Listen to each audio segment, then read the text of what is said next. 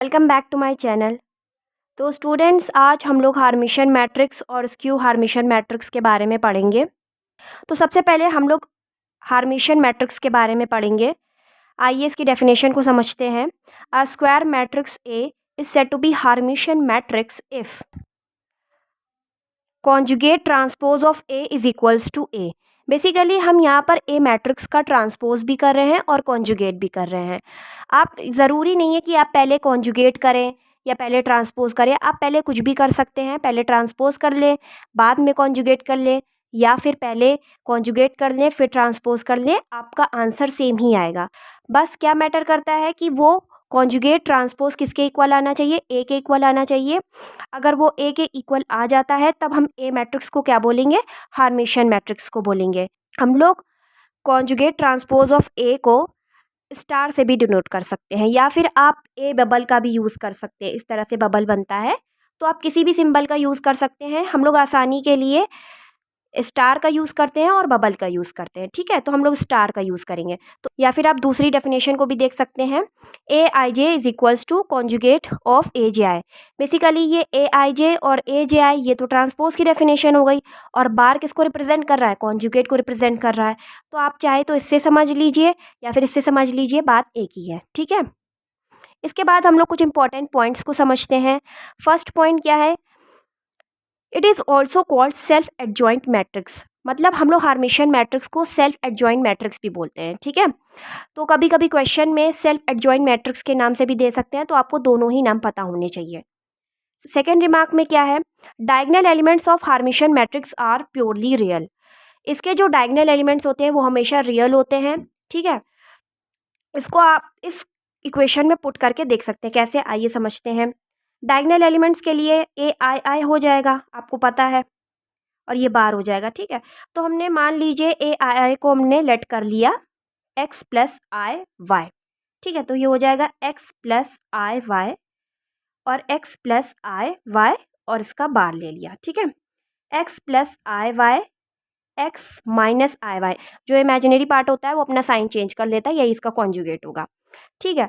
अब x से x cancel हो जाएगा, तो ये हो जाएगा 2i y is equals to 0, y is equals to 0, और इसका इमेजिनरी पार्ट y ही तो है, y पार्ट 0 हो गया, x बचा, और x क्या हो गया, रियल पार्ट हो गया। इस वजह से हम इसको क्या बोल रहे हैं कि डायगोनल एलिमेंट्स इसके कैसे होते हैं, प्योरली रियल होते हैं। इस रिमार्क का मतलब यही है, ठीक है, कि डायगोनल एलिमेंट्स हार्मिशन मैट्रिक्स के हमेशा कैसे होते हैं, प्योरली रियल होते हैं, ठीक है, उसमें इमेजिनरी पार्ट नहीं आएगा।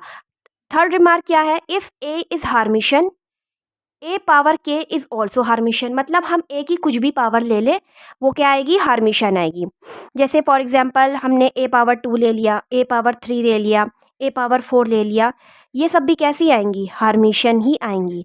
तो इस रिमार्क का मतलब ये है, अगर कोई भी आपको मैट्रिक्स हार्मिशन गिवन है तो आप उसकी कितनी भी पावर कर दें, पावर 2 कर दें, पावर 3 कर दें, पावर 4 कर दें, वो हमेशा कैसे आने वाली है, हार्मिशन ही आने वाली है, ठीक है। लास्ट रिमार्क में क्या लिखा है, if A is hermitian then I A is skew hermitian. अभी हम लोग स्क्यू हार्मिशन के बारे में भी पढ़ेंगे। स्क्यू हार्मिशन बेसिकली क्या होता है कि ये ए स्टार माइनस ऑफ ए हो जाएगा, ठीक है। क्या हो जाएगा, माइनस ऑफ ए हो जाएगा, तो वो स्क्यू हार्मिशन की डेफिनेशन हो जाती है। अभी हम आगे डिस्कस करेंगे।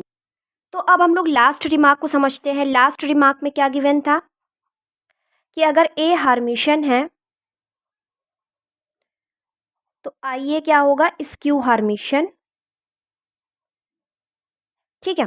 तो इसको हम लोग प्रूफ करते हैं, ठीक है। अगर ए हार्मिशन है तो डेफिनेशन से हम लोग क्या लिख सकते हैं, ए स्टार इज इक्वल्स टू ए, ठीक है। ये मेरी इक्वेशन 1 हो गई। अब हमें किसके लिए निकालना है, हमें चेक करना है कि आई ए स्क्यू हार्मिशन है या नहीं है। तो हम लोग क्या करेंगे, आई ए का स्टार निकाल के देखते हैं। अगर आई ए का स्टार निकालने पर माइनस टाइम्स ऑफ आई ए आ जाता है, इसका मतलब ये क्या हो जाएगा, स्क्यू हार्मिशन हो जाएगा। तो आइए हम लोग निकालते हैं।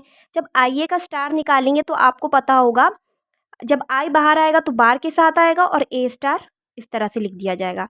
आई का कॉन्जुगेट क्या होता है, माइनस आई, और ए स्टार की वैल्यू इक्वेशन 1 से क्या हो जाएगी, ए हो जाएगी। तो ये किसके इक्वल हो गया, माइनस आई ए के इक्वल हो गया। आई ए स्टार किसके इक्वल हो गया, माइनस आई ए, और ये किसकी कंडीशन होती है, स्क्यू हार्मिशन की कंडीशन होती है। अभी मैंने आपको बताया, अभी मैं स्क्यू हार्मिशन आपको एक्सप्लेन करूँगी प्रॉपर तरीके से, लेकिन आप इस रिमार्क को समझने के लिए ये समझ लीजिए कि ए बबल किसके इक्वल होता है, माइनस ऑफ ए के इक्वल होता है, तो ए को हम लोग क्या बोलते हैं, स्क्यू हार्मेशन बोलते हैं। तो आई ए स्टार किसके इक्वल हो गया, माइनस टाइम्स ऑफ आई ए के इक्वल आ गया। इट मीन्स आई ए क्या है, स्क्यू हार्मेशन है। तो ये चारों रिमार्क बहुत इंपॉर्टेंट है, आपको इनको ध्यान में रखना है। Thanks for watching.